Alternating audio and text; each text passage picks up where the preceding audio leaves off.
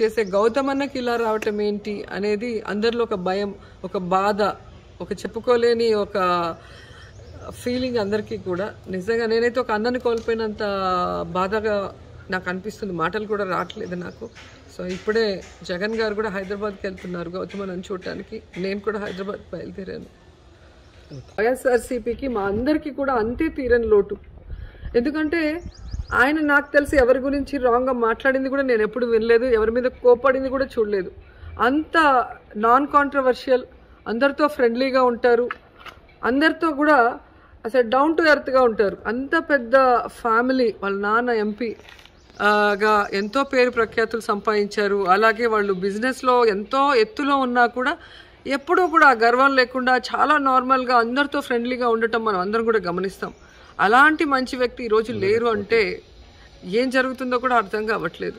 ఎందుకంటే మొన్ననే మనం పునీత్ రాజ్ కుమార్ని చూసాం. సో ఒక ఫిట్ బాడీ, ఒక హెల్తీ లైఫ్ని, ఒక హెల్తీ ఫుడ్ తీసుకునే వాళ్ళకి ఎందుకు ఇలా జరుగుతుంది అనేది అర్థం కావట్లేదు. అంటే కోవిడ్ వచ్చిన తర్వాత పోస్ట్ కోవిడ్లో చాలామందికి హార్ట్ స్ట్రోక్స్ వస్తున్నాయి. అలా ఏమన్నా జరిగిందా, ఎందుకు ఇలా జరిగింది అనేది ఇంకా ఎవరికి అర్థం కాని పరిస్థితి. సో మాకు వైఎస్ఆర్సీపీలో ఉన్న నాయకులందరికీ ఇంత బాధ ఉంటే ఇంకా ఆ కుటుంబ సభ్యులకి, ముఖ్యంగా వాళ్ళ వైఫ్ పిల్లలకి అసలు వాళ్ళు తేరుకోలేని షాక్ అని నేను అనుకుంటున్నాను. అండ్ ఆ కుటుంబం రాజశేఖర్ రెడ్డి గారితో ఎంత సన్నిహితంగా ఉంది. రాజశేఖర్ రెడ్డి గారి కోసము ఆ కుటుంబం జగనన్నకి సపోర్ట్ చేసి కష్టకాలంలో ఏ విధంగా వెన్నంటూ ఉంది మనం అందరం కూడా చూసాం. కాబట్టి ఈరోజు జగనన్న కూడా ఈ వార్తను తట్టుకోలేడని నేను అనుకుంటున్నాను.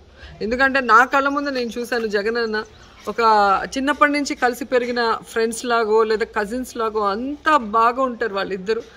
అసలు అన్నకి అంత సపోర్టివ్గా నించున్న ఐటీ మినిస్టర్ గారు ఈరోజు ఇటు ఐటీ మినిస్టర్గా అటు బ్రదర్గా రెండు రకాలుగా జగనన్న గౌతమ్ అన్నని ఈరోజు మిస్ చేశాడు. నిజంగా ఆ ప్లేస్ ఎవరు కూడా భర్తీ చేయలేరు. దేవుడు ఆయన ఆత్మకి శాంతి కలిగించాలి, ఆ కుటుంబ సభ్యులకి మనోధైర్యాన్ని ఇవ్వాలి. ఎందుకంటే ఇలాంటి ఇష్యూలో ఆ ఫ్యామిలీకి ఎవరు ఏం చెప్పినా ఏమిచ్చినా కూడా అది తక్కువే.